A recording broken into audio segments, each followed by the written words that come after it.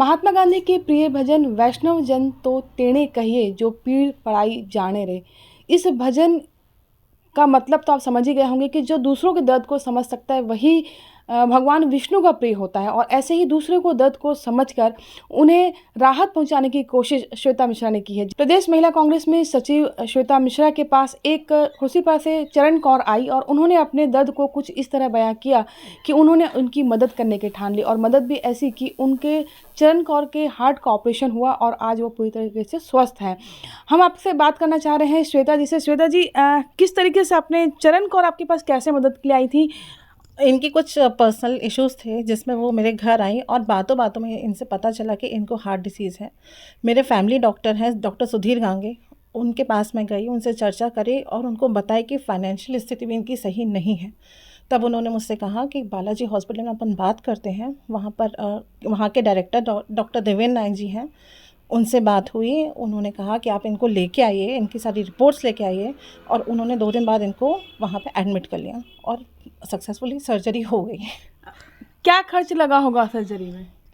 खर्च मात्र सब 15-20 हज़ार रुपये लगा, जो कि 4 लाख की सर्जरी थी, 15-20 हज़ार में हो गई। तो ये जो रकम है कैसे जुटाई आप लोगों ने? हम लोग खुद से आपस में मिलके कर लिए। अच्छा, ताकि इन पे किसी भी तरह का बोझ ना आए। मात्र 42 साल की उम्र में इनके हार्ट में 4 ब्लॉकेज थे, बहुत ज़्यादा परेशान चल रही थी। मुझे देखा नहीं गया।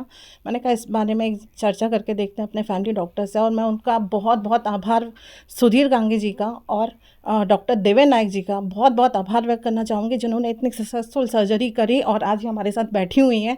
और हमारे विधायक श्री देवेंद्र यादव जी से हम सर्जरी के बाद मिले। उन्होंने मुझे पूरा आश्वासन दिया है और बोला है कि अब के बाद का खर्चा, सर्जरी के बाद का पूरा वो उठाएंगे। बिल्कुल। हम चरण जी से जानना चाहेंगे, चरण जी कैसी कैसी तकलीफ़ें थी और आपके परिवार की स्थिति कैसी थी? मेरे पति ऑटो चलाते हैं और मेरा बेटा प्राइवेट काम करता है।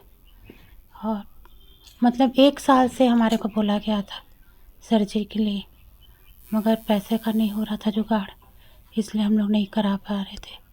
फिर मेरी भाभी इनके पास आई, श्वेता मिश्रा के पास, तो उन्होंने मदद की मेरी, तो मेरा ऑपरेशन हुआ।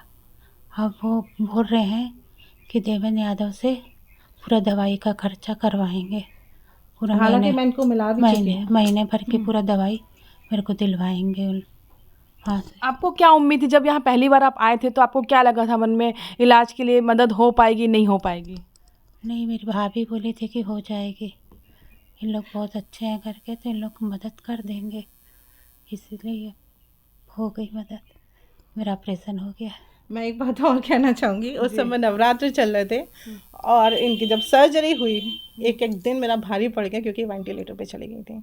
और हमारे जो डायरेक्टर हैं वहाँ के डॉक्टर देवेंद्र नायक, उन्होंने प्रॉपर मेरे से काउंसलिंग फैमिली के साथ तो करते ही थे, ऐसा कोई दिन नहीं गया जिस दिन उन्होंने मुझसे काउंसलिंग नहीं करी है। मैं नहीं भी जा पाती थी रायपुर तक, प्रॉपर मेरे से वीडियो कॉल करके बात करते थे और बताते थे कि मैडम स्थिति अभी स्थिर है, फैमिली वाले बहुत परेशान चल रहे हैं क्योंकि वेंटिलेटर पे चली गई हैं, लेकिन आप एकदम टेंशन ना लें, 100% वापस आएंगी। तो वो दिन जो गए ना मेरे, मैं ही जानती हूँ कि वो मेरे को एक अंदर से लगता था कि भाई ये मेरे द्वारा गई हैं, मेरे थ्रू गई हैं, कहीं कोई तकलीफ़ ना हो जाए।